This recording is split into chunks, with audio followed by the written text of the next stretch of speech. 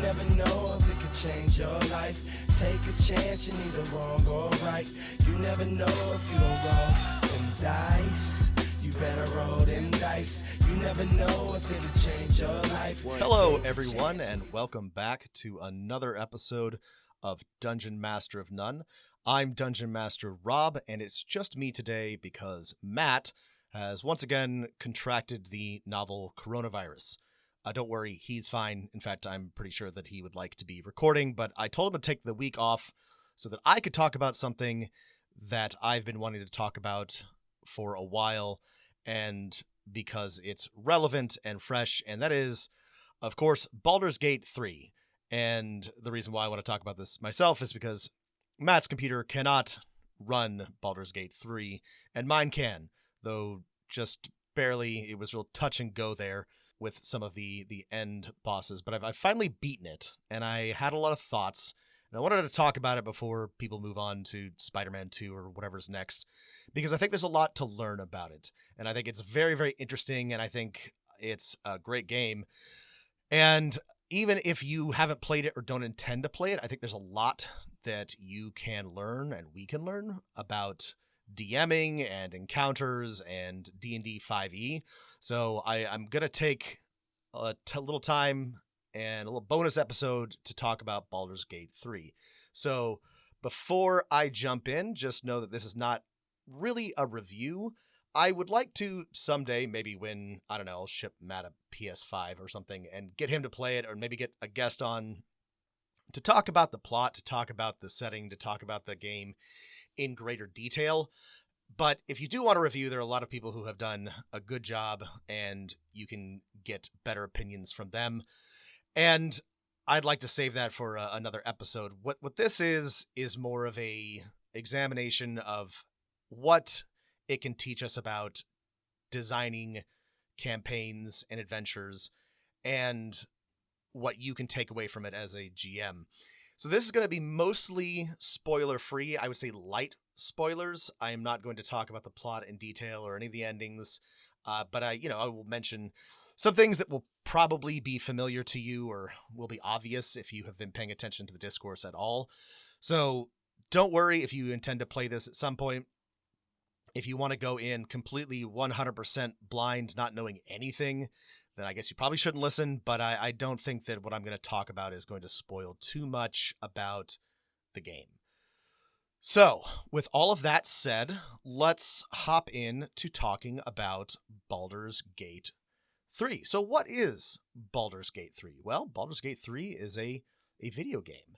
It is the third in a series, the first being, and this is maybe going to come as a surprise to you, Baldur's Gate, and then Baldur's Gate 2, Shadows of Amn. And then this current one, Baldur's Gate 3, no subtitle for some reason. I, as I have mentioned in the pod before, am a huge fan of the first two Baldur's Gate games. I played them a lot when I was younger. There has been 20 plus years between the last game and this one, and there are some connective tissues, but it's probably best not to think of them as really being part of a trilogy. They share some similarities and some characters and some themes and locations, but that's really it. The first two are isometric, BioWare, big, chunky, old school RPGs that use a combination of 2E and 3rd edition mechanics, and Baldur's Gate 3 is a fully animated 3D voiced just monstrosity that uses mostly 5th edition mechanics with some key changes, which are one of the things that I really want to talk about. But if you're a fan of the older games, there's a little bit of fun fan service for you and some things that are memorable. And if you're not familiar at all with Baldur's Gate or Forgotten Realms or 5th edition, then you can also play and enjoy this game. More broadly, I think this is the kind of the real masterpiece of Baldur's Gate 3, is that they have somehow managed to create a relatively faithful Forgotten Realms Dungeons and Dragons game that is appealing to a general audience. And I'll talk about why I think that is, but this is truly a feat, because there have been a lot of There have been a lot of D&D games and attempts at D&D games. There's obviously Baldur's Gate 1 and 2. There's, Baldur's Gate Dark Alliance, which was some kind of like action RPG smash 'em up, which was, kind of a dud.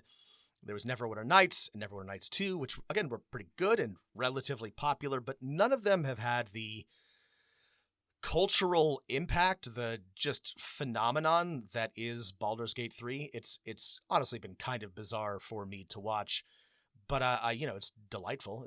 And I'm really glad that a lot of people are having fun with it. I kind of bounced off of it at first, to be honest, because it was so different from what I was expecting. But once I dug in, I definitely got the appeal.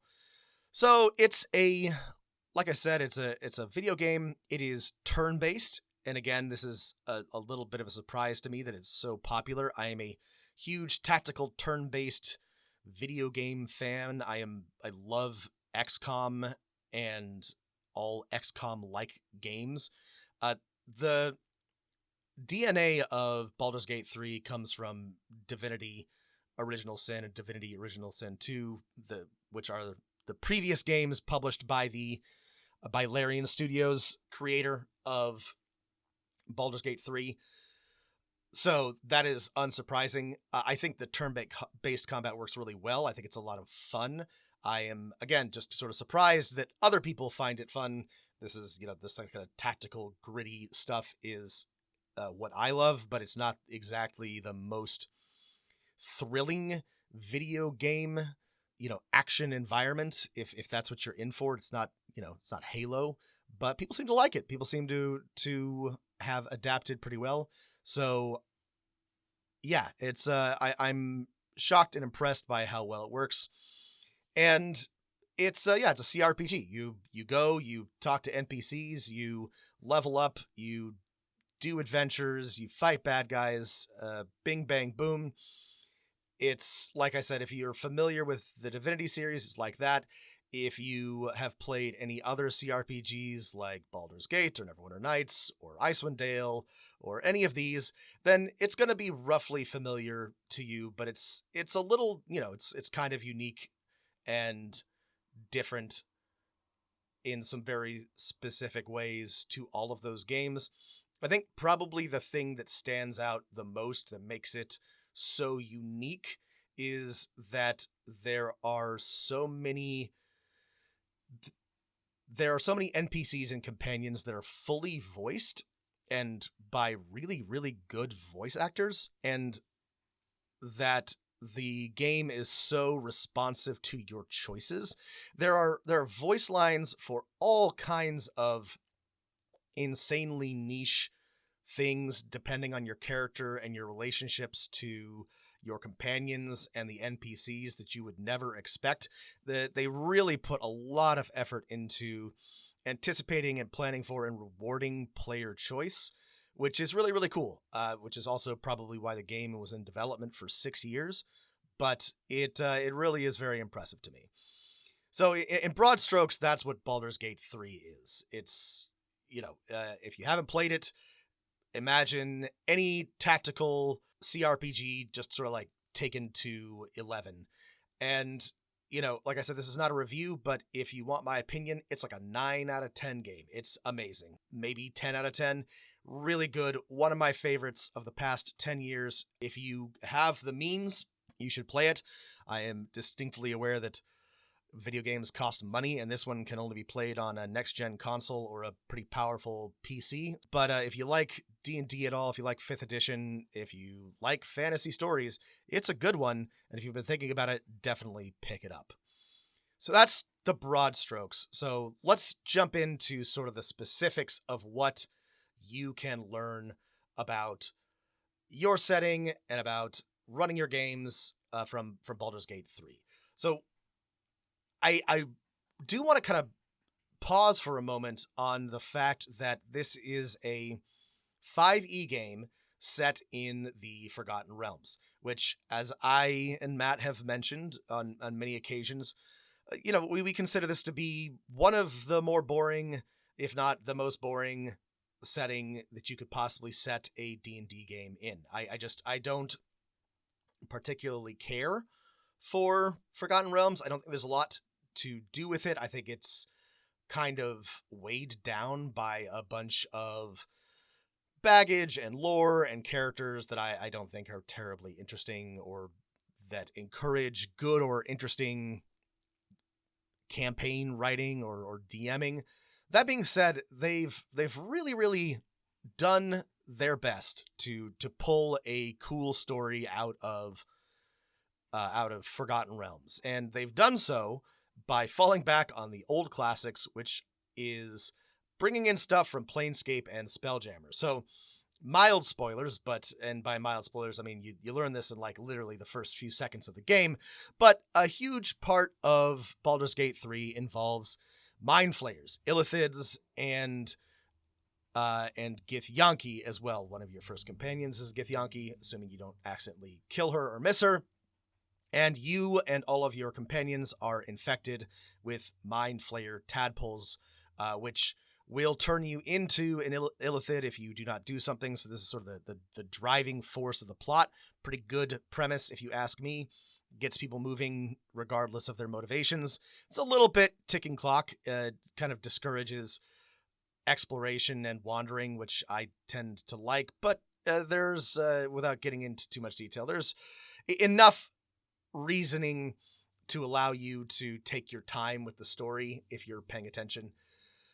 And yeah, there's the Githyanki, the illithids, tying it into a Spelljammer type setting is just a lot more interesting than your generic fantasy story, though once you get off of the initial illithid mind flayer thrill ride, it does get back into here's some druids and some goblins, which is also fun, and they're great and well written. But I think that tying the overall larger plot to a big and grand Spelljammer setting, on a cosmic scale, does give the writers a lot more to work with and makes it a little bit more interesting, because this is a Baldur's Gate game.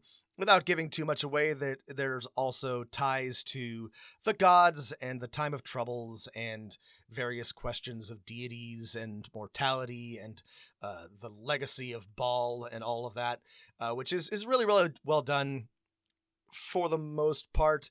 And it just makes this a really good, interesting D&D game, Forgotten Realms game, without going too off the rails. There's only so much that they can do, and there's nothing truly original or groundbreaking, but there's enough, I think, I found it very interesting, and I'm, jaded and bored by everything because I have consumed all of these stories. So I think most people will find this, the plot and the storytelling, very compelling, and a lot of that has to do with, like I said, having well-written companions and NPCs that are voice acted and written well. Hiss! I say hiss! There are 3 acts, and each of them kind of depict a different style of adventuring. The first one is very, very open-ended. There's a camp of goblins and a grove full of druids, and either of them could potentially help you get to where you need to go and deal with the whole mind flayer tadpole problem. And there's a lot of different ways that you can go about this. In fact, I'm shocked at how well they managed to program into a CRPG so many different methods of approaching this problem. This is one of the advantages of tabletop with a human DM who can adjust to things on the fly, is that you can basically tell your players, how do you want to approach this problem? But generally in a computer RPG, it's just not possible. No matter how creative the programmers and the writers are, there's just limitations on what you can do. So this is one of the great strengths of Baldur's Gate 3. And if you do play it, I would encourage you to pay attention to all of the different approaches that you can take to solving any problem, and maybe just like write down some notes for yourself. There's almost always a diplomatic approach, whether you're persuading, intimidating, or bluffing, or otherwise using skill checks and knowledge to get around a problem. There's usually a stealthy approach where if you're clever and paying attention, you can come at an enemy or a location from a secret passage. And then there's a murder hobo approach for almost everything.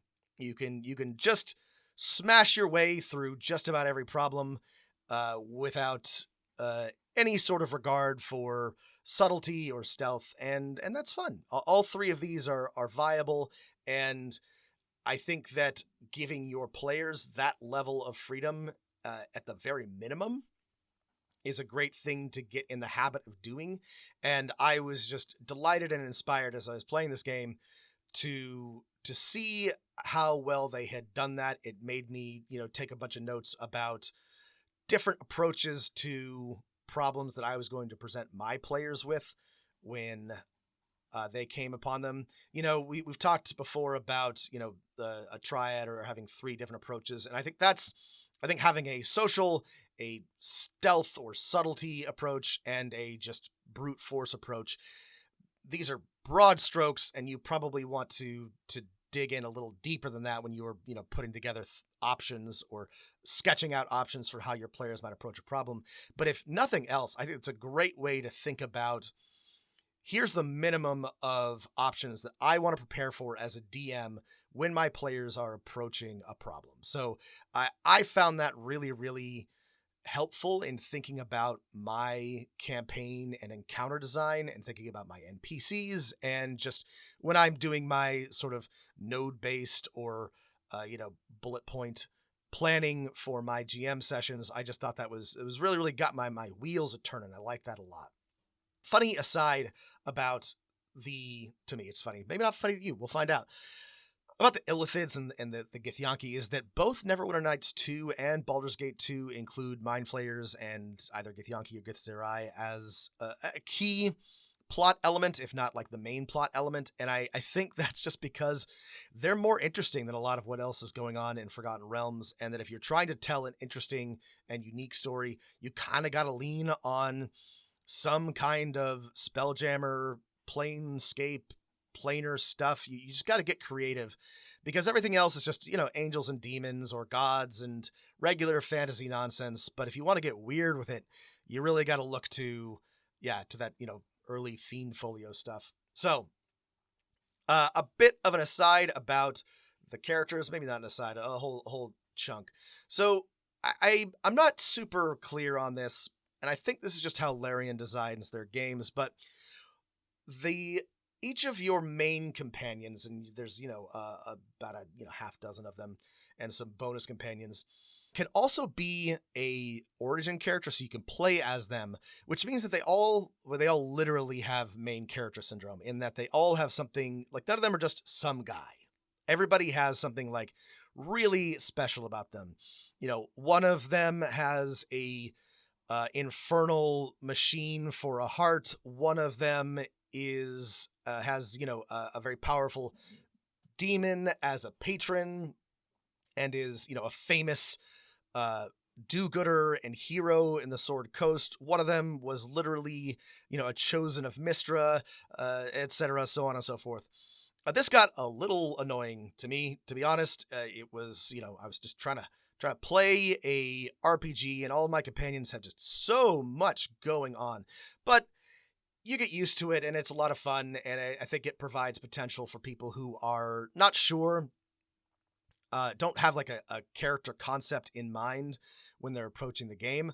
If you are used to your companions being a little bit more of a generic adventuring party with people who start out less powerful and then become more powerful, Baldur's Gate 3 kind of subverts that power fantasy in a way that I didn't love, but ultimately didn't find to be a particularly huge deal. But, it is definitely not. If I had like one main complaint about the writing and about the characterization, it would definitely be that. There is also, let's address the elephant in the room. Is this a fantasy dating simulator? Yes, it is, absolutely. There is no way around that. I tend to not engage with romances in CRPGs, not because I don't love a good romance. I do. But because I just find them to be kind of unfulfilling and cringy. It feels like weird fan service. I've done it in Mass Effect, and I've done it in other games, and I don't enjoy it. I can't get into it. I gotta say it was really well done. Compelled and impressed by the romantic options. They're all varying degrees of dramatic and tragic, sometimes way too much so. But if you do want to, have a truly, well written and interesting fantasy romance with ups and downs, and where you have to actually sort of like put yourself in the position of somebody who you might want to be romantically involved with, this is really well done. I have not, I'm not a great connoisseur of dating simulators, but I've played a couple, so I can't really like place this in a comparison to games that are truly dedicated to it. But it is far and away the best of any CRPG that I have played, and it was interesting for me because again, this is not really why I play computer RPGs, but I was surprised to find that I enjoyed it, and I think a lot of people do, increasingly, a lot of players do come to the table wanting some kind of romantic or at least, if not like a full romance, then, at least the acknowledgement of attraction between people. And I flirt with my players aggressively these days. The only reason I do that, though, is because I have gone through a long period of, of ego death and shamelessness, and it doesn't bother me, and also my players tend to get uncomfortable before I do.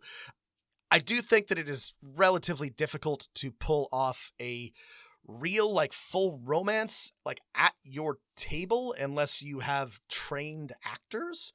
Maybe somebody could write in and, like, provide me a counterexample, but I think I think Baldur's Gate 3 makes a compelling case for putting some attractive NPCs and having them flirt with your players. It does help, again, that Baldur's Gate 3 is a actual, graphically depicted video game with a bunch of, CGI hotties with really sexy voices. I love this time of night. There's an almost reverent silence that accompanies the peak of darkness, when you'd almost believe the dawn will never break. This is clearly a big part of why people like it and why it's so compelling. So, if you can do it without being a creeper, and here's Rob's admonition: do not be a creeper to your players. Consider throwing in a little bit of light flirtation, and make your players squirm a bit. So yeah, the other thing about the sort of big plot and characters of another thing that I thought was really interesting about Baldur's Gate 3 is that each of the three acts kind of goes through a different style of play. Like I mentioned, the first is very open-ended. It's not a hex crawl. There aren't hexes, but it resembles a hex crawl in that you can just kind of stumble upon a bunch of random encounters, sometimes ones that are much too high for your level. The second act, which I actually think at this point was my favorite, takes kind of a radical departure in tone, and it's much more on rails, but I think the characterization and the intensity of it is very, very good because it's a lot more focused. And this is I think something to bear in mind. We get down on railroady plots a lot, but if you want to tell a very, very tight and a very, very impactful story, you might need to narrow the scope a little bit. And this is a choice, right? There are good things and bad things about both.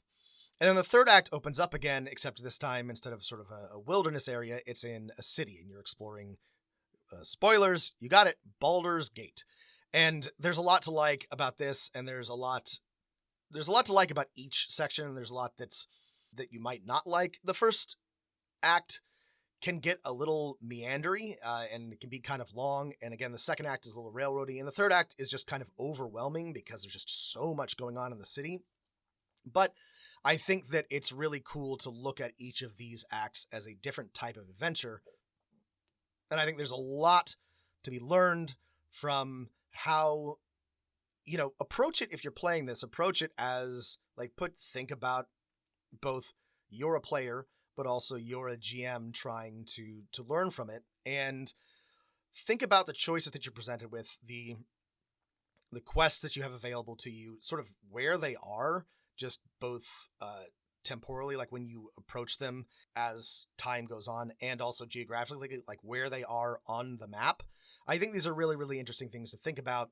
And there are a lot of things that work and a lot of things that do not work in Baldur's Gate 3. And overall, it turns out to be a lot of fun. But I think there's lessons to be learned from the placement of certain NPCs and certain events and certain quests that are good to think about when you're planning your own campaigns, because they can tell you, they can give you an insight into, I need to make sure that my players are meeting this person at the appropriate time, or that my players receive this information ahead of X event. It's a good to, you can see how everything fits together very well in Baldur's Gate 3, because again, it's a CRPG, and so it kind of has to. But this can help you when you're planning your own campaigns and your own adventures.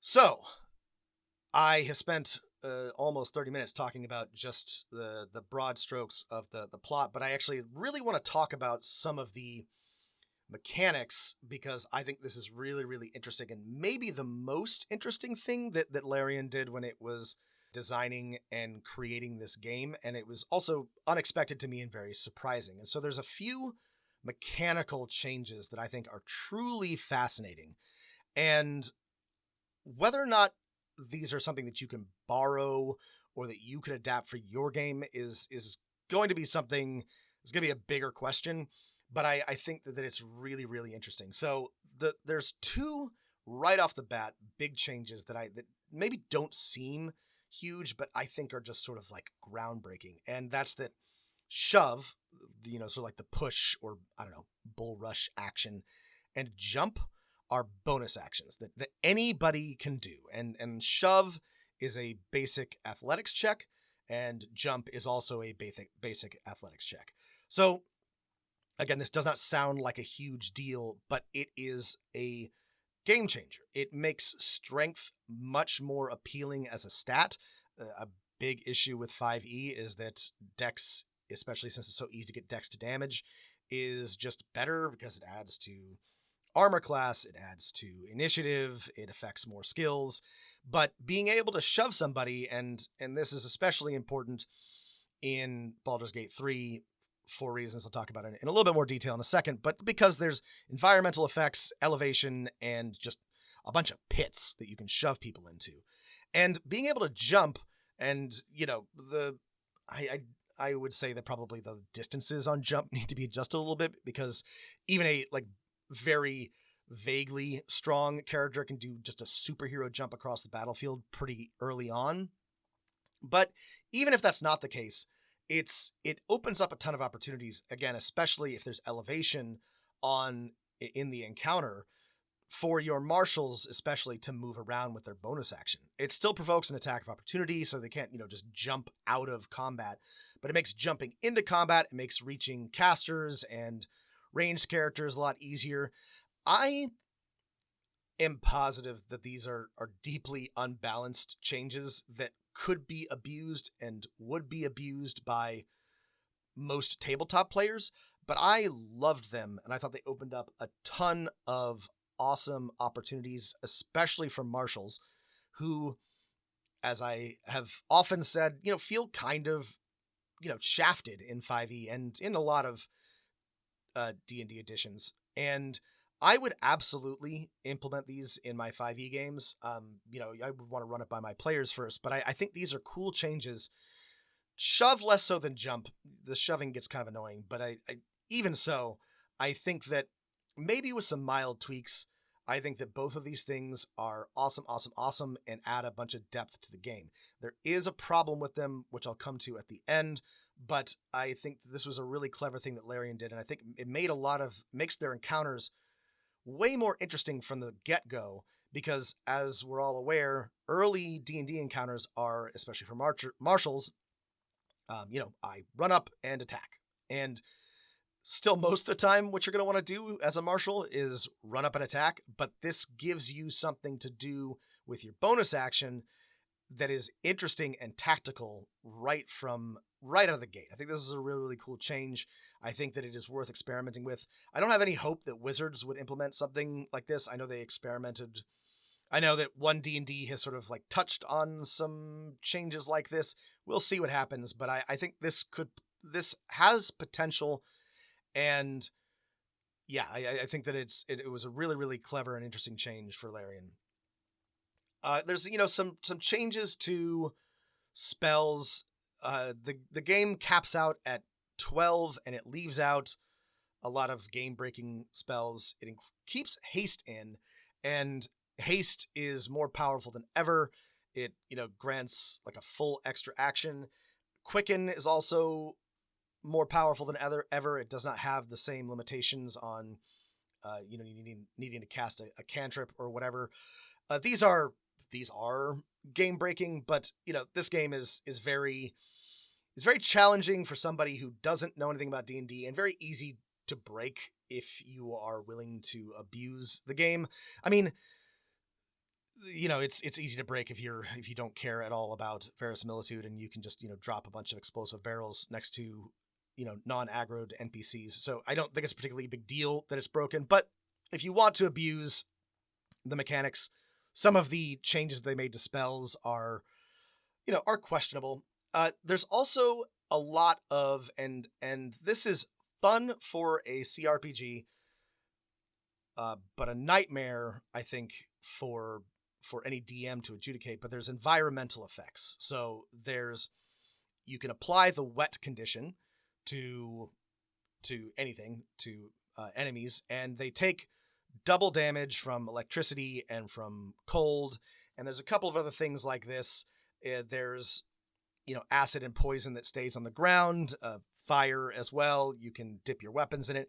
This is all really cool, and I would absolutely say that there are ways to implement this in your games that could be interesting, but the way that it's laid out in Baldur's Gate 3 really, really encourages some gaminess that I think would be super annoying to deal with as a DM. If your players are opening every combat by casting Create Water, or throwing a bucket of water on whoever's in front of them, and then having the sorcerer cast Chain Lightning, like that's, I guess, I don't know. I guess that's fine from a certain perspective. I think that double damage is probably too strong.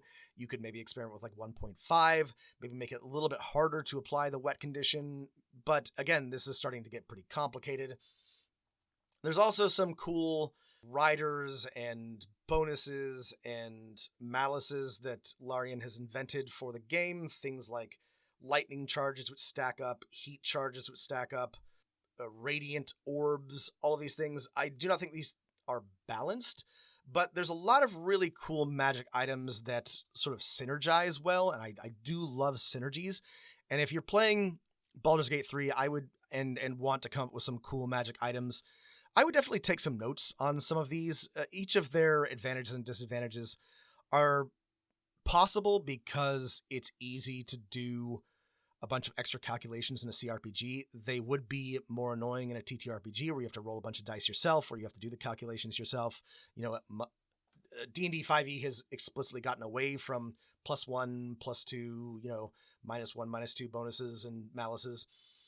And that was a good design decision, I think. But it does limit some item and ability design because everything has to have like a major impact or no impact. And so there's a bunch of really cool items, like a mace that applies radiant, and spells that give you lightning charges for casting, staves and wands that give you lightning charges for casting certain types of spells to encourage gameplay variation and give bonuses to certain types of characters. It makes build diversity a lot more viable and interesting in Baldur's Gate 3 than it is in 5e. So I think there's definitely something cool about all of these.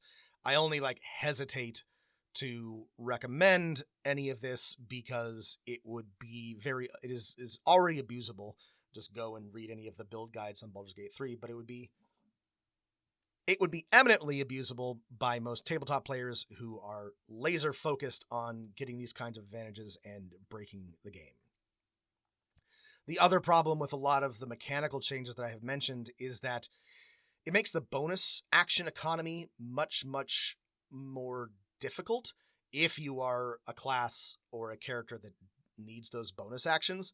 I kept trying to make a dual-wielding character, but, for example, as a ranger, I want to be using that bonus action to cast Hunter's Mark and maybe jump and maybe shove, and using it to get my offhand attack often felt like making a sacrifice that I didn't want to have to make. And that, and they changed the thief subclass to give you a extra bonus action, which is cool, but means that, most martial builds that don't need 12 levels in one thing take 3 levels of rogue just so they can get an extra bonus action. So that's more a problem with 5th edition than it is with Larian's changes, but it's a little frustrating that the action economy works the way that it does in 5e. Again, I'm increasingly more interested in how Pathfinder 2e and other games do it, because it's just very limiting in 5e. But I do think that it is really, really interesting, and if you are interested in the tactical side of 5e but a little frustrated by how limiting it is, I think that if your players are okay with it and you are willing to take some risks, I think there's a lot of cool stuff to be learned from Baldur's Gate 3. So, those are my extended thoughts on Baldur's Gate 3. Like I said, I would like to do a full, in-depth review a little later on focusing on plot and on characterization and on what you can learn specifically from the storyline when running your own games. But I'll have to wait for Matt to, join the modern age, and also, give people time to finish it, because I know that it's a big game and people still have not actually gotten to the end. So I hope this was interesting to you, and if you've gotten this far and you're asking yourself, why did I just listen to Rob talk for 40 minutes about a game I haven't played? I think that the really interesting thing for all TTRPG fans, and especially for all GMs and DMs, and especially if you are a fan of 5th edition or Dungeons & Dragons specifically, and Forgotten Realms, is how much this has done to potentially reinvigorate the hobby. And I don't just mean like bringing in new fans and introducing them to D&D. I think that what's most exciting to me is the way that Larian, because they either were ignored by Wizards or given free rein to make changes, added a bunch of really awesome innovations and twists both to the storytelling and to the mechanics of the game. And to me, that seems actually kind of exciting and liberating. I don't, like I said, have a lot of hope that Wizards is going to do any of this itself, but it kind of showed me that if you are willing to take some risks and if you're willing to just make a few tweaks to the game, that it can be really exciting. I was super invested in the tactical side of 5th edition in a way that I haven't been basically since the game came out. And that's because I'm a very specific type of nerd. And there's a lot that you can't easily do in a home game that you can, that Larian did in a computer game. But I think that this could have some knock-on effects. And if nothing else, I would hope that everybody would feel a little bit empowered to just go and make some changes, go and make some home rule tweaks, be judicious about it, but use Larian's example in Baldur's Gate 3 as, permission, as a template, as a launching point for your ideas, because I think this has really, really done a lot to show how much the game and how much the system has to offer if you are willing to bend or break the rules a little bit. So with all of that in mind, I hope you found this useful. Thanks again for listening. Write in, let me know what you think. Let me know if you want to hear more about something or more about something in a similar vein, write us at dmofnone@gmail.com. Add us on Twitter at dmofnone. Check us out on our Patreon, patreon.com/dungeonmasterofnone. And whatever you do, keep rolling them dice. Mortal lives expire.